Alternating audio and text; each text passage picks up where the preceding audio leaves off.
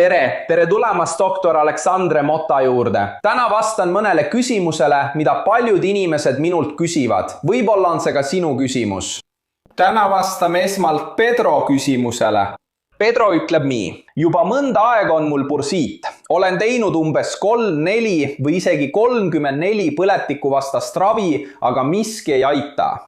Ma tunnen, et mu käenärvid tõmbuvad kokku, see raskendab liigutusi ja mul on palju valu, ma ei tea enam, mida teha. Ka Jessi küsis, tere õhtust, doktor, mul on õlas tugev valu, mul on tendiniit ja bursiit. Mu käsi on kõhetumas, ma teen füsioteraapiat, aga ma ei näe mingit tulemust. Mul on nii tugev valu, et hakkan nutma. Jah, bursiit teeti seda tavaliselt, eriti kui me ei saa aru, mis see on ja ei oska sellega õigesti toime tulla. Nii et, lähme edasi. Esimene asi, mis on bursiit? Meie kehas on mõned vedelikuga täidetud kotikesed, mis aitavad liikumisel sujuvamalt toimuda. Iga kord, kui mõni struktuur, kõõlus või luu liigub teise lähedal, võib tekkida bursiit, mis toimib nagu väike amortisaator. Sama vedelik, sama määrdeaine, mis on miigestes ja aitab liikumist, leidub ka nendes kotikestes. Ja õlas on mõned neist kotikestest, mis võivad põletikuliseks muutuda. Kujuta nüüd ette järgmist, vaatame edasi. Mul on siin akroomion, mis on osa abaluust ja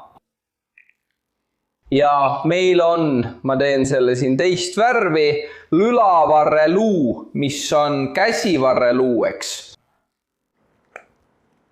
Selles ruumis siin, vaata, õlavarreluu pea ja akromiooni konksu vahel on mõned struktuurid.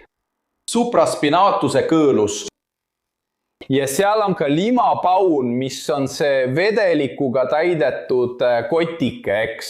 Siil on veel üks natuke eespool, millest kumbki võib põletikuliseks muutuda.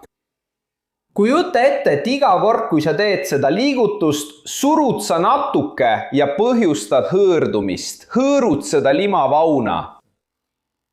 Kui õlas on mingi tasakaalutus, siis see limapaun või kõõlus ise, nagu Jessi ütles, tekitab põletiku reaktsiooni, eks. See on nagu see limapaun saab viga ja sellest tekib bursiit. Või siis saab kõõlus viga, tekib põletik, mis on supraspinatus kõõluse põletik ehk tendiniit. Vaatame nüüd nende piltide abil täpsemalt, mis on bursiit, eks. Siin näed sa kaela, rindkere ja siin on õla ning käsivarre piirkond. Meil on käsivarreluu, õlavarreluu, see siin, mis on nüüd roheliseks värvitud. Meil on see väike osa, see luuke, millest ma sulle rääkisin, vaata. Lase, ma toon selle siia. Valmis, vaata. Siin on käeluu roheline osa, kogu see pea siin on käeluu, see on õlavarreluu. Ja siin on meil akromioon, see väike luu, mis nüüd on roheline, eks. See ruum õlavarreluu pea ja akromiooni vahel, siin on need 2 väikest kotikest, vaata. See on subakromiaalne limapaun, mis asub akromiooni all. Ja see teine on subdeltoidne limapaun. Tegelikult peame bursiidiks ükskõik millise neist põletikku, eks. Kui me siit vaata küljelt vaatame, siin on deltalihase limapaun ja teine limapaun. Need 2 limapauna on need, mis põhjustavad õlabursiiti. Ja siin all on lihas. Lase, ma näitan sulle siin natuke. Ma eemaldan siit natuke seda pursat ja sa näed siin, et siin on supraspinatuslihase kõõlus. Seetõttu, kui siin on pursapõletik, on tavaliselt raske kindlaks teha, kas see on ainult pursast või on ka supraspinatuslihase kõõluse põletik, eks. Räägime siis ainult pursast. Aga doktor Aleksandre Mota, kuidas ma tean, et mul on bursiit? Kuidas arst saab teada? Kuidas ma ise saan sellest kahtlustada? Kui sul on õlavalu, mis eriti süveneb siis, kui sa tõstad käe pea kohale. ehk siis, kui käsi tõuseb üle 90 kraadi või see väike valu, mis sõltuvalt asendist muutub hullemaks. Mõnikord ärkad valuga, võib-olla on sul bursiit. Sa lähed arsti, osteopaadi või füsioterapeudi juurde ja ta teeb mõned testid, et teada saada, kas sul on bursiit. Võib-olla palutakse teha mõned uuringud, et eristada, sest näiteks Jessil on nii bursiit kui ka tendiniit. Mõnikord on raske ainult vaadates ja mõningaid teste tehes aru saada, kas probleem on limapaunas või kõõluses. Eks tegelikult on küsimus selles, kas põletik on limapaunas või kõõluses. Kas põletik on limapaunas või on põletik kõõluses? Ja arst võib sulle mõned uuringud määrata. Kõige sagedamini võib ta määrata ultraheli uuringu, millega saab näha, millises seisus on kõõlused ja limapaunad. Ning parim uuring on muidugi magnetresonantstomograafia. Magnetresonantstomograafia. Mida sa siis näed, milline pilt ütleb, et sul on bursiit? Tavaliselt näeb bursiit välja selline, nagu siin pildil. Kõik struktuurid on mustad ja siin piirkonnas on valge. Justkui oleks vedelik täpselt siin õlavarre luu ja akroomioni vahel, eks? See tähendab, et limapaun on põletikus, seal on palju vedelikku. Ja Aleksander, mis põhjustab bursiiti? Tule siia minuga. Bursiidil on tavaliselt 3 peamist põhjust, eks? Ma räägin sulle igaühest neist ja ütlen, kuidas me saame head liikumist kasutada selle parandamiseks. Esimene ja kõige tavalisem põhjus on tasakaalutus. Mehaaniline tasakaalutus, liikumise tasakaalutus, pingete tasakaalutus. Aleksander, sa räägid palju nendest tasakaalutustest. Mis need on? Kuidas need toimivad? Kujuta ette, et sinu õlga jõuab mitu lihast. Sinna jõuab mitu erinevat joont, eks? Kui on tasakaalutus, siis mõned lihased muutuvad pinges ja tõmbavad rohkem ühele poole, samal ajal kui teised on justkui nõrgemad ja tõmbavad vähem. Me võime mõelda sellest nagu auto või mootorratta ratast. Kui ratas või rehv on paigast ära, mis siis juhtub? Selle liikumisega, mida ta peab tegema, hakkab ta rohkem kuluma kas ühele või teisele poole, eks ole. Õlaga on sama lugu. Alati, kui on see tasakaalutus, see ebakõla, mõned lihased tõmbavad rohkem kui peaksid ja teised vähem kui peaksid. Mis juhtub on see, et mingis liigese punktis hakkab see rohkem kuluma, rohkem hõõruma ja tekib põletik, eks? Ja kui me räägime õlast, bursiidist näiteks, siis see tasakaalutus, lihas, mis tõmbab rohkem või vähem, see võib tulla kaelalülidest, kaelast, võid tulla rindkere lülisambast, võid tulla roietest, võid tulla ka nimme piirkonna lülisambast ja vaagnast. Seal on lihas, mis tuleb sealt, latissimus dorsi, ulatub kuni käsivarre ja õlani, eks? Aga see võib olla ka lähemal, võib olla abaluu, rangluu tasakaalutus või isegi õlas endas. Nii, pane tähele, siin on palju lihaseid, vaata, palju väikseid otsi, palju nöörikesi, mis ühendavad õlga. On lihased, mis ühendavad õlga abaluuga. Supraspinatus, infraspinatus, väike ümarlihas, suur ümarlihas. Subscapularis, mis on väga huvitav lihas, mis meil siin on. Olen juba teinud mitu videot, kus räägin subscapularis lihasest. On lihased, mis ühendavad õlga rangluuga. Nii, näed, mis ühendab õlga rangluuga ja on ka lihased, mis ühendavad õlga. Vaata, kui huvitav siin. See on see suur seljalihas, mis ühendab õlga nimelülisamba ja vaagnaga. See tähendab, et nimme või rindkere lülisamba, roiete või kaela tasakaalu häired võivad põhjustada õla tasakaalutust või nihkumist. Ja kuidas ma saan seda parandada, doktor Aleksandre Mota? Sa võid seda kohe proovida parandada. Ma annan sulle mõned harjutused, mis sobivad isegi testimiseks, eks?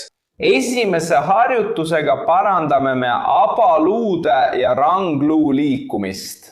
Nii et kui selle tasavaalutuse põhjus, mis sul pursiidi tekitas, on rangluus või abaluus, siis see harjutus aitab sind ja leevendab su valu. Selge, see on lihtne harjutus. Tee nii, vaata. Tõsta käsi siin kuni 90 kraadini, pane sõrmeotsad ülale, tee seda nii kaugele, kuni valu ei tunne, eks? Doktor Aleksandre Mota, kui ma tõstan kuni 90 kraadini, siis hakkab valutama. Langeta, mine natuke allapoole. Nii palju, kui saad ilma valuta. Pane käsi siia ja nüüd hakka küünarnukkidega ringe tegema, vaata. Ringid taha, nii laiad kui võimalik, nii avatud ringid kui saad teha, kuni see ei põhjusta valu. 10 korda taha, siis 10 korda ette. Kui sa teed seda koos minuga, siis sa märkad, kui palju su abaluud seal taga liiguvad. Näed välja nagu Daniel San, vaha peale, vaha maha. Just täpselt seda liigutust teevad abaluud seal taga. Ja samal ajal liigub rangluu siin ees, edasi-tabasi, pöörleb ettepoole, pöörleb tahapoole, tõuseb üles ja laskub alla. Nii et see lihtne tobe harjutus parandab abaluude ja rangluu liikumist. Ja kui rangluu või abaluu on selle tasakaalutuse põhjuseks, omal alal teed sa 10 korda ettepoole ja 10 korda tahapoole. Mu jumal, läks paremaks, see on maagia. See harjutus parandab kaela, rinna ja nimmeosa lülisamba ning roiete liikuvust, eks ole? Nii et lihtne harjutus, sul on vaja tooli, milles seljatugi oleks umbes abaluude kõrgusel, eks ole? Sa istud nii, et vaagen oleks korralikult paigas, tuharad toetuksid vastu tooli seljatuge ja selg oleks samuti vastu seljatuge toetatud ja tihedalt vastu, eks. Sa ei lase alaseljale eemale minna, sa ei jää seljatoest eemale. Istud korralikult toolil. Siit alates põimi sõrmed, ristasõrmed, too need siia kupla taha ja vii natuke kokku. Proovi küünarnukid ettepoole tuua. See on oluline, sest kui sa seda liigutust ei tee või paned käe suvaliselt või hoiad küünarnuki lahti, mis juhtub on see, et kui sa tahapoole kallutad, siis teed liigutust rohkem kaelaga ja vähem ringkere ehk kerega, eks. Ja lisaks sellele, kui sa põimid sõrmed niimoodi, siis see käsi aitab isegi natuke kaela tõmmata nagu venitust tehes. Nii et vaata, põimisid sõrmed, toetasid kaelale, tõi küünarnukid ettepoole ja kallutad end tahapoole nii kaugele, kuni on mugav. Kallutad hinge välja ja tuled tagasi. Sa teed seda 10 korda, vaata, kalluta. Ja tule tagasi. Kalluta ja tule tagasi. 4. kord, lase lahti, hinga välja ja tule tagasi. Kalluta. Kalluta. Kalluta. Väljahingamine on oluline, sest see aitab veidi parandada roiete liikumist. Kui sa seda parandad, venitad ka diafragmat. Nii et sa venitad siin diafragmat koos kõigi lihastega, mis on lülisamba ees. Ja hingad õhu välja. See on nagu lisavenitus, mida sa teed. Tee 10 liigutust ära, testi uuesti, liiguta kätt ja vaata, kas on kergem. Ja võib-olla sa ütled praegu, doktor Aleksandre Mota, ma tegin ära ja väga palju paremaks ei läinud. Siis võib olla tegemist teise põhjusega, teist tüüpi tasakaalutusega, mis on siin pursiidi teine põhjus. Mis on sündroom? Mis on õla kokkupõrke sündroom? Ma arvan, et sa oled seda nime siin juba kuulnud, kui sa oled meie kanali püsivaataja või jälgid meid sotsiaalmeedias, siis ma arvan, et sa oled sellest juba kuulnud. Aga lähme edasi.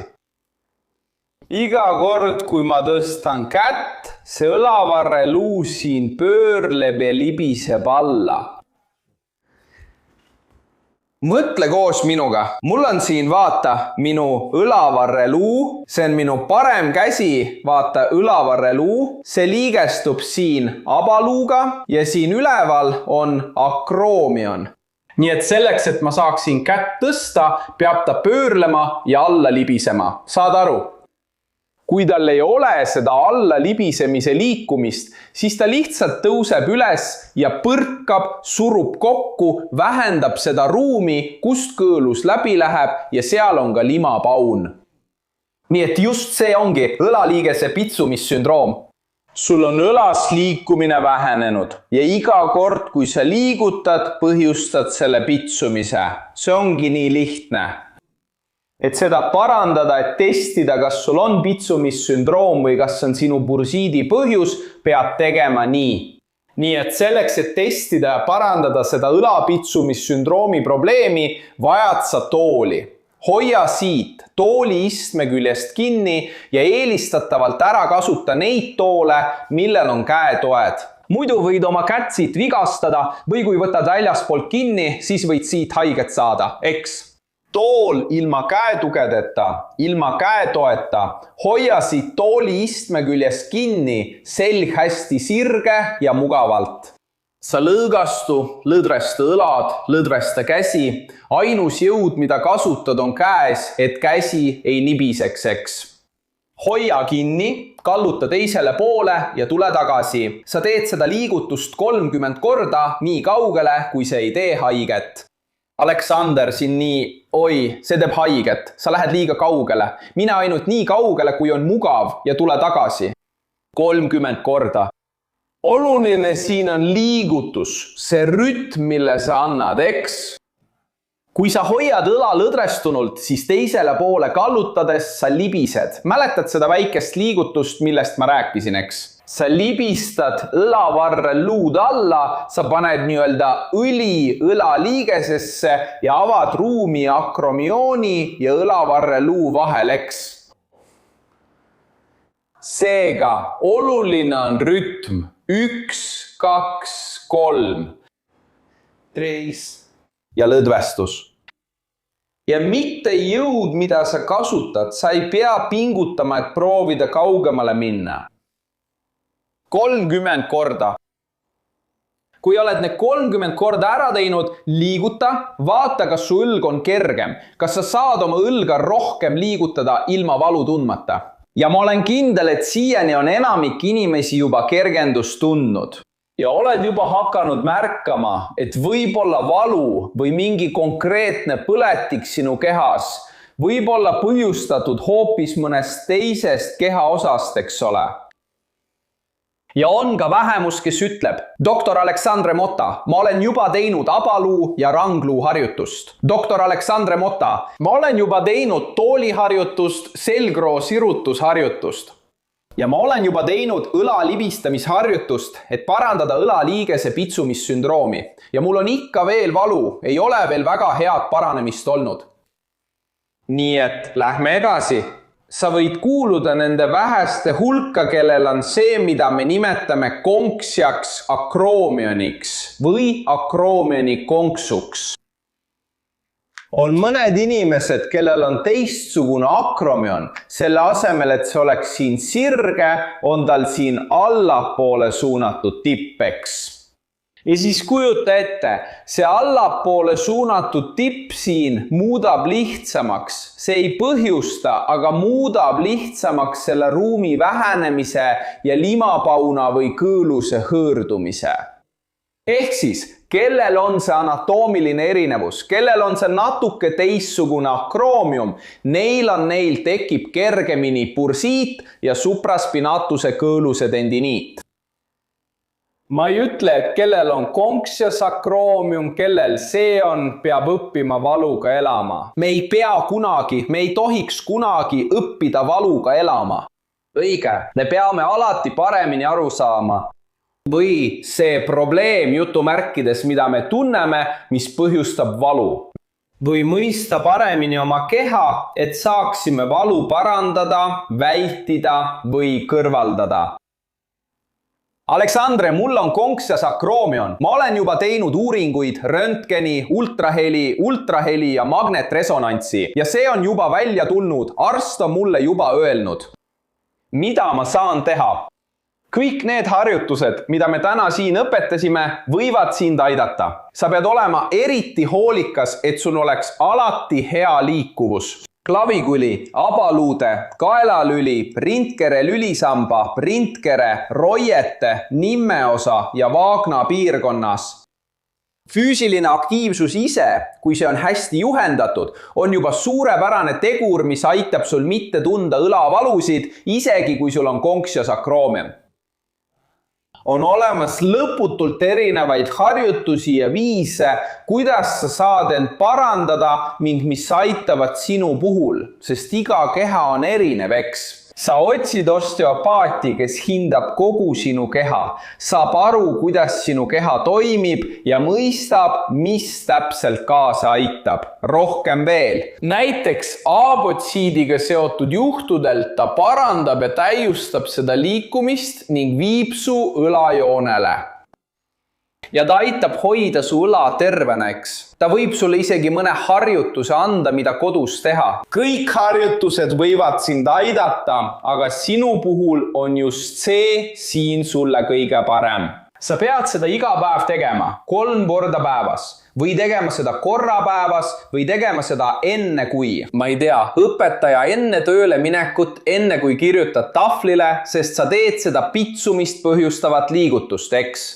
Sa pead seda harjutust tegema enne ja pärast. Nii et need juhised aitavad sul seda valu mitte tunda. Ei tekib pursiiti ega kõõluse põletikku. Või kui tekibki, siis on see kerge ja sa saad seda kontrollida. Ja nüüd veel üks küsimus Haime Suhmanilt. Doktor, kas on olemas mõni ravim, mida võtta, et leevendada pursiidi valu või põletikku? Mu käe liikumine on piiratud. Ja asi on nii, et ma olen füsioterapeut, osteopaat, ma ei tegele ravimitega, eks. Tavaliselt pursiidi puhul, olenemata sellest, mis neist 3 põhjusest siin on, aitab ravim vähendada põletikku ja aitab vähendada valu. Nüüd peame leidma pursiidi põhjuse. See on kõige raskem osa, aga see on ka see osa, mis annab kõige püsivama tulemuse. Ja seda põhjust tulebki ravida, eks. Aga ravim aitab vähendada põletikku. Õige. Nii et kui sinu puhul põletikuvastased ja valuvaigistid ei toimi, siis paljud inimesed jõuavad isegi süstimiseni. See tähendab, et ravimid süstitakse otse limapauna või selle lähedale, aga see ei aita, sest see ei kõrvalda põhjust. Saad aru? See on minu jaoks väga selge, see on väga loogiline. Kui sa võtsid ravimit, mis peaks põletikku vähendama, aga põletik ei vähenenud, siis tähendab see, et sa ei leidnud põhjust üles. Su kehas on veel midagi. Tavaliselt liikumise tasakaalutus, pingete tasakaalutus, mehaaniline tasakaalutus, mis põhjustab või aitab sellele valule kaasa. Ja kuni sa oma õlga nii-öelda korda ei sea, ei lahene see probleemeks. Ravim ei hakka mõjuma. Saad aru? On veel üks asi, milles ma olen kindel. Et võib-olla keegi on selle juba siia kommentaaridesse kirjutanud. Aleksander, kas ma kasutan sooja kompressi, kasutan jääd, mida ma peaksin õlale panema? Lähme edasi. Klassikaliselt ütlevad arstid, ortopeedid ja tavapärased füsioterapeudid, pane jääd, sest kui pursiit või tendiniit on põletik, siis jää panemine aitab põletikku vähendada. See on loogiline. Mida ma oma patsientidele soovitan ja mida ma ka sulle soovitan teha? Proovi jääd ja proovi soojust. Mõtle koos minuga. Jää aitab vähendada põletikku nagu põletikuvastane ravim, eks. Kui sinu puhul ainult põletiku vähendamine ei aita, siis jää samuti ei aita. Lisaks sellele aitab jää lihaseid kokku tõmmata. Kui su õlas on mingi tasakaalutus, mingi joondumise probleem või pitsumissündroom, siis jää muudab selle hullemaks, suurendab seda tasakaalutust. See ongi see inimene. Arst või füsioterapeut käskis mul jääd panna, aga kui ma jää ära võtan ja hakkan omi asju tegema, siis hakkab väga valus. Sellisel juhul ei ole jää sinu jaoks soovitatav. Soe kompress, kui sa selle peale paned, lõdvestab lihaseid ja parandab vereringet. See tähendab, et keha suudab põletikuga paremini võidelda ja liiges ise liigub kergemini. Seega, soojus, soe kompress aitab vähendada tasakaalutusi ja õlaliigese pitsumissündroomi. Õige! Nii et kui see on sinu juhtum, siis kui kasutad jääd, läheb asi hullemaks. Kas jää kasutamise ajal või pärast seda ja läheb paremaks soojusega või siis nendel juhtudel võib olla, kui on konksuline akroomion, kus põletik on juba väga tugev. Nendel juhtudel, kus põletik on peamine ja kõige olulisem tegur, on jää parem valik. Proovi siis jääd, kui ei aita või läheb hullemaks, pane sooja. Kui läheb paremaks ja tundub, et õlg on vabam või vastupidi, panid sooja, lind. Maria, tundub, et kogu mu käsi tuikab ja on ebamugav. Pane jääd peale, see toob leevendust. Iga inimene on erinev, see sõltub põhjusest. Kas kokku lepitud? Jäta siis siia kommentaaridesse üks küsimus, mis sul on bursiidi, õla või ükskõik millise oma kehaosa kohta. Mõni patoloogia, haigus, millest sa tahad, et ma siin räägiksin. Ja mine tea, võib-olla järgmine Aleksander vastab, käsitleb just sinu küsimust. Ma lõpetan praegu. Suur kallistus ja järgmise korrani!